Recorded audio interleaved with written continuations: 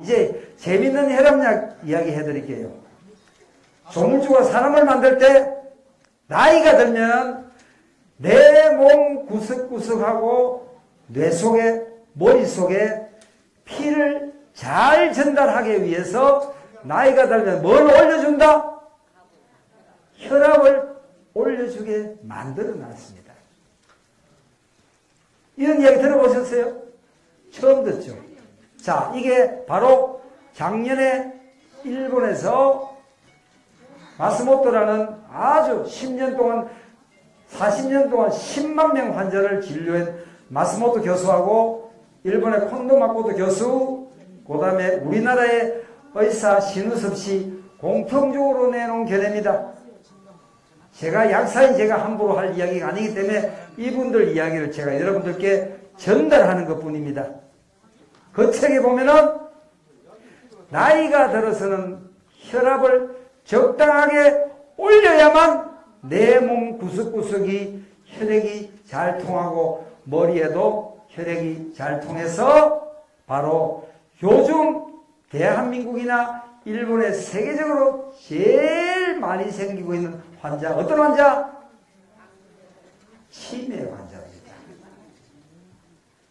치매 환자가 줄어들 수 있다는 사실입니다.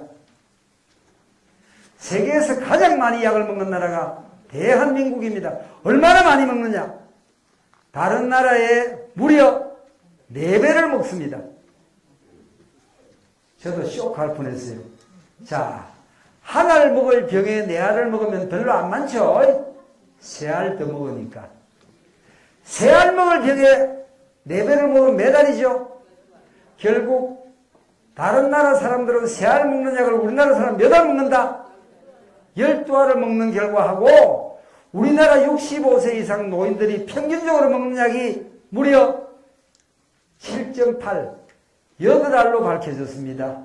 그런데 일본에서 나온 이 콘도 마코토는 의과대학 교수가 쓴 책에는 약은 절대 몇 알 이상 먹지 마라. 3알 이상 먹지 마라 그랬어요. 그런데 대한민국에는 3알짜리 처방받으려면 치과 말고는 없어요. 치과에 가야 3알짜리 처방이 나오지 그 외에는 기본적으로 술집 가면 맥주 2병에 안주 하나 나오듯이 약이 7알, 동네 병원은 5알이 기본입니다. 맞죠? 그래서 지금 세계적인 의사들로서는 상상 못할 일들입니다. 바로 그 이유가 제가 아까 여러분들께 말씀드린 엄살을 피웠기 때문입니다. 그런 이유들로 약을 많이 써왔습니다. 그래서 적당하게 혈압을 유지시켜줘야 된다. 재미있는 이야기가 있습니다. 일본의 1990년대 의약분업 우리보다 10년 먼저 했습니다. 그때는 혈압을 180 전에는 혈압약을 못 주게 했습니다. 우리나라도 마찬가지예요. 우리나라는 2000년도 혈압 의약분업 되기 전에는 약국의 약사들이 180 이전에는 혈압약을 못 주게 했습니다. 의약분업이 되기 시작하면서 갑자기 도대체 어떤 원인인지 모르게 혈압 수치가 갑자기 떨어졌습니다. 그게 자꾸자꾸 내려오기 시작합니다. 그래서 일본에는 최근에 얼마까지 내려왔느냐? 130까지 내려왔습니다. 자, 130부터 혈압 환자를 딱 만들고 나니까 혈압 환자가 처음 의약분업 실시할 때 1990년도보다 얼마나 늘었다? 기절초통한 숫자입니다. 1990년도 의약분업할 때 일본의 혈압 환자가 260만 명이었습니다. 자, 2015년도에 혈압을 130으로 딱 정하니까 혈압 환자가 무려 5천만 명으로 늘어났다는 사실입니다. 자, 260만 명하고 5천만 명하고 몇 배죠? 거의 20배입니다. 그래서 지금 최근에 제가 말씀드린 의사들이 양심 고백을 하기 시작했습니다. 이건 아니다. 나이 들어서 혈압이 정말 아주 180 이상 높으면 모르지만 그 외에는 적당하게 되도록이면 운동하고 생활습관, 음식습관으로 혈압을 조절하게 자연적으로 내려갈 수 있도록 만들어야 되겠다. 억지로 약으로 떨어뜨리지 말고. 아시겠습니까? 그래서 지금 혈압약 드시는 분들은 제발 조금 전에 말씀드린 혈압약 먹지 말았던데요. 이렇게 이야기하시면 안 됩니다. 제가 하는 이야기 항상 이렇게 녹음하고 있습니다. 저 혈압약 먹지 말아서 소리 절대 안 합니다. 어떻게 해야 되겠죠? 생활 습관으로 혈압을 자연스럽게 정상적으로 하느님의 섭리로 원래 우리 인간의 순리대로 줄여나가셔야 됩니다. 그래서 어떻게 줄인다? 자, 첫째, 혈압은 너무 짜게 드시지 마세요. 자, 제가 이런 강의하는 어떤 학자들은 혈압을 예방하려면 무조건 싱겁게 드세요. 니무 봐라. 저는 그런 강의하시는 분, 니무 봐라. 싱겁게 먹어지는가? 싱겁게 안 먹어지죠. 적당하게 간이 돼야 먹습니다. 그래서 너무 다른 사람보다 짜게 드시는 분들은 당장 오늘부터 습관을 줄이세요. 한 스푼만 줄이세요. 소금을 조금 싱겁게 드시면 되고. 자, 두 번째 습관. 우리나라 사람들은 과일을 언제 먹죠? 꼭 식후에 먹습니다. 그래서 이제 부탁이에요. 과일을 꼭 언제 먹는다? 식전. 자, 과일을 식전에 먹으면 식후에 먹은 음식 속에 들은 소금을 밖으로 빼내줍니다. 아시겠죠? 그래서 가능한 한 과일은 꼭 식전에 먹는다. 잊으시면 안 됩니다. 자, 그 다음에 아주 중요한 게 있습니다. 뭘 많이 먹어라? 예, 물 많이 먹어야 됩니다. 자, 물을 열심히 하루에 1.6리터 정도만 챙겨 드시면 모든 사람들이 앓고 있는 질병 10가지 중에 7가지는 예방이 됩니다. 그만큼 물이 중요한데 물을 제대로 안 먹어요. 자, 그런데 내가 하루에 물 새가면서 먹을 수 없어. 바쁜데. 그 새가서 머리 아파. 그래서 조물주가 여러분께 잘 해놓은 게 있습니다. 물은 뭐 보고 먹어라? 소변을 보시면 돼요. 자, 사람은 누구나 소변 보고 나서 뒤를 돌아봅니다. 그죠? 혹시 소변 색깔에 문제가 있는가 싶어가, 죽을까 싶어가 봅니다. 그런데 이 소변을 보시고 나서 반드시 소변을 한번 보세요. 색깔이 갈색으로 짙어지면 내 몸속에 뭐가 모자란다? 물이 모자라는 신호입니다, 그게. 그래서 무조건 그때는 주저하지 마시고 물을 넣어주세요. 아시겠죠? 그 다음에 요즘 많이 돌아가시는 질환이 중풍보다도 뭐로 제일 많이 돌아가시는지 아세요? 암보다 더 많이 돌아가시는 게 바로 급성 심근경색입니다. 심장마비입니다.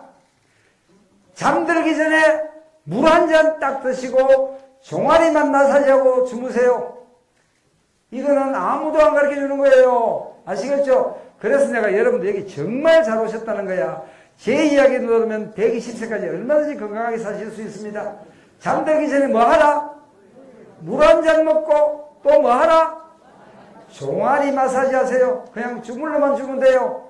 종아리는 바로 우리 제2의 심장입니다. 아시겠죠? 좀 보너스로 여러분들 하도 잘 신나게 들으니까 내가 팁으로 가르쳐 드리는 거야. 자, 박수 한번 주세요. 그래서 가능하면 무조건 지금 혈압약을 끊는 게 아니고 아까 제가 말씀드린 것만 한번 실천해 보세요. 한 달 정도만 하시면 얼마든지 혈압이 쑥쑥 떨어집니다. 그런데 너무 떨어뜨릴 필요 없다고 그랬죠? 적당하게는 유지하시는 게 좋아요.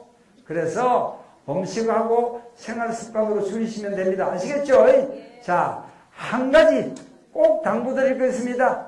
아침에 혈압약 안 먹고 병원 가시도 갔다 오는 동안에 안 돌아가십니다. 왜 혈압약 재러 가면서 혈압약 드시고 가시는데? 그거 소용없는 거예요. 그거는 내가 약을 계속 먹겠다고 하는 생각이에요. 혈압약 여러분들 지금까지 어떻게 알고 계셨죠? 한 번 먹으면 어떻게?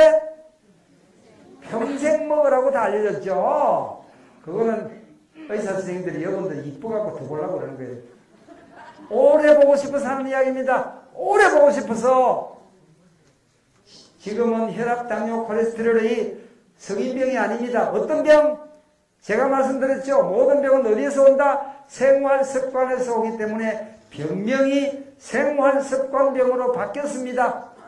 성인병이라고 생각하고 성인병이라고 굳이 약을 계속 주는 사람은 전부 잘못된 겁니다. 여러분들 오래 보려고 하는 거예요.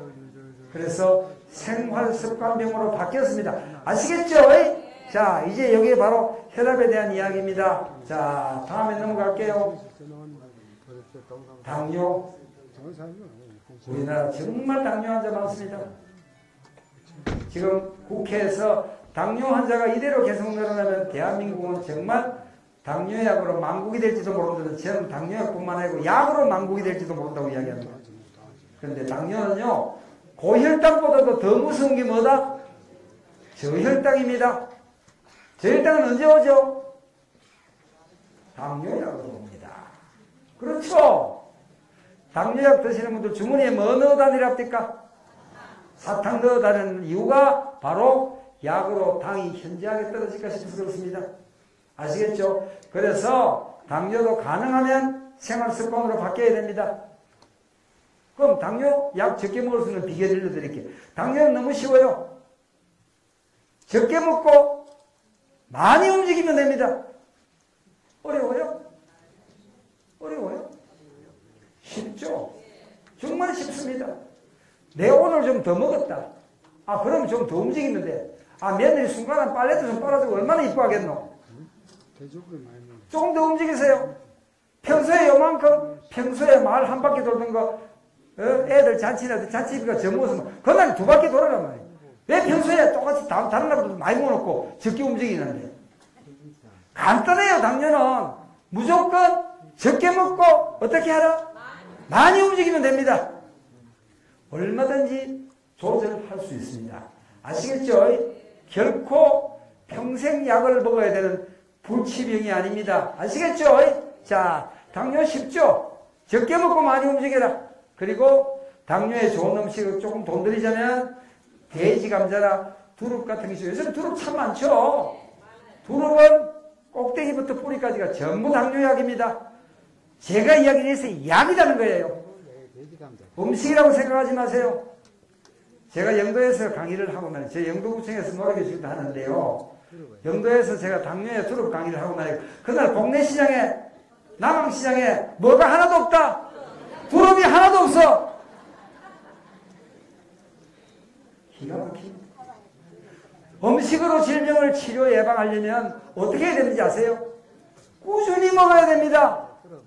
적당하게. 저 그럼 얼마나 먹는 게 적당한 거야? 조물주가 참 사람 잘 만들어 놓은 거예요. 어떻게 먹는 게 적당한 거야? 내 주먹으로 질 수 있는 양 이상 먹으면 안 됩니다. 아시겠죠? 손이 좀 큰 사람 좀 더 먹고, 손이 좀 작은 사람 작게 먹고. 조물주가 참 잘 만들어 놨어요. 아픈 것도 전부 내 몸이 알아서 할 수 있도록 다 만들어 놓은 거예요. 그래서 감기 들어도 열나게 만들어 놓은 거예요. 피 나면 피 먹게 만들어 놨고, 그렇죠? 왜 그걸 전부 인위적으로 해결하려고 그러는데, 이젠 세계적으로 모든 것은 자연적으로 해결됩니다. 그래서 두릅도 마찬가지입니다. 내 주먹으로 질 수 있는 양 이상 드시지 마세요.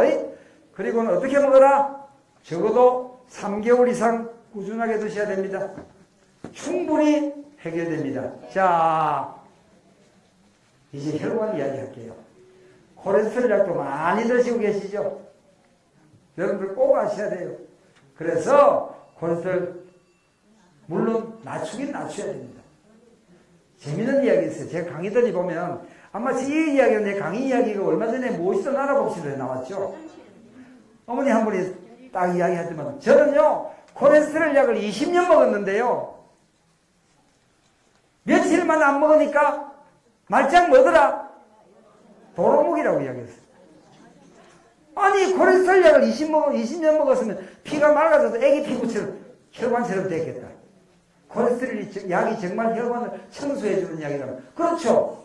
그런데 20년 먹고 한 사람을 안 먹었는데 수치가 그대로 나왔습니다. 저는 강의하면서 똑같은 결과를 봤습니다. 진구복지관 가서 강의를 하는데 이분 하시는 말이 콜레스테롤 약을 7년을 먹었대요. 7년 먹고 미국에 딸내 집에 갔다 온다고 일주일 안 먹고 그동안에 뭐 일이 생겨가지고 놀래갖고 병원에 갔더만 7년 지나고 어떻게 딱 갔더래요. 그제서야 제 강의가 쌤 말씀이 옳습니다라고 이야기하셨다고.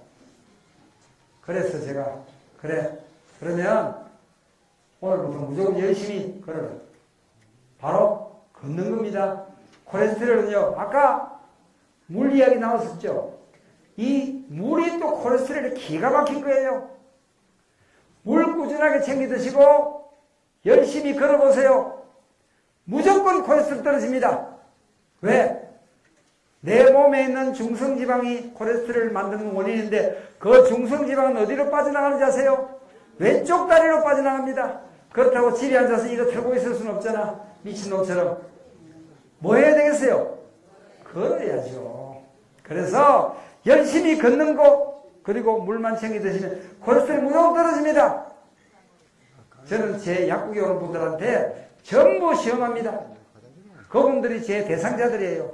제가 자신 있게 강의할 수 있도록 만들어주는 분들은 제 환자들이에요. 저 시켜봅니다. 예를 들어서 전립선약 꾸준하게 드시는 분은 저는 그래요. 발바닥에다가 바둑알 붙여서 다녀보세요. 3, 4년 먹어도 해당 안 되는 전립선약 발바닥에 바둑알 딱 붙여서 한 달만 걸어보세요. 밤에 소변 안 보고 잘 주무십니다.